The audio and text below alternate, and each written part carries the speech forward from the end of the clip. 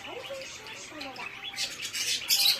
中国の年間が決まっているシャンシャンのお宝セットから、日本に初めてやってきたご覧になるシャンシャンの娘からちょうど1枚まで。この夏と刺激がすごかったなっていう。その映像がこちら。